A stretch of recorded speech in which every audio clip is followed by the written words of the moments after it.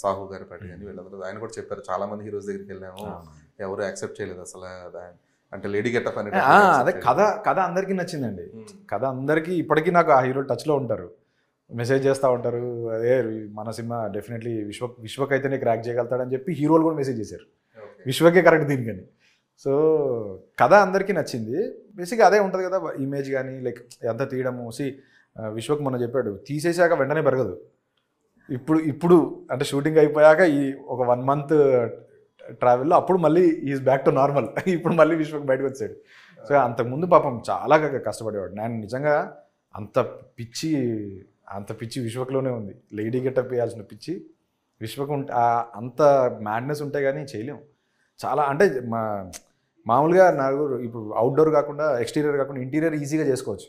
ఎక్స్టీరియర్లో 200 మంది 300 మంది జూనియర్స్, 400 500 ఒక్కోసారి డ్యాన్సులు, ఈ చీరలు కట్టుకుని డ్యాన్సులు వేసి అంతమంది ముందు అలా క్యారీ చేసుకోవడం అంటే చాలా గ్రేట్ జాబ్ అసలు. నేను సో విశ్వకి రోజు వ్యాక్సిన్ ఏమైనా చేసేవారా? మ్యాక్సిమం 2.5 hours పట్టేది రోజు పొద్దున పూట. రోజు డెఫినెట్. అంటే మళ్ళీ అంటే అది కెమెరాలో సాయంత్రం బేసిక్గా విశ్వకి హెయిర్ గ్రోత్ ఎక్కువ, సాయంత్రం అయితే తెలిసిపోద్ది. పొద్దున్న చేస్తే మీకు 6 o'clock ఈవినింగ్ 7 o'clock ఉంటే మళ్ళీ తెలిసిపోయేది. అలా చాలా పాపం చాలా కష్టపడేవాడు. అంతా 4-5 ఉంటారు, ఒకరు కాదు, 4-5, ఒకరు హెయిర్, ఒకరు కాస్ట్యూమ్, ఒకరు ఇవి, ఒక నెయిల్స్, అలా చేస్తూనే ఉంటారు ఎప్పుడు చూసినా పక్కన. అంటే షార్ట్ కూడా మామూలుగా సోను మోడల్ షూటింగ్ చేసేటప్పుడు వాళ్ళప్పుడు అంత టెన్షన్ పడక్కల్లా.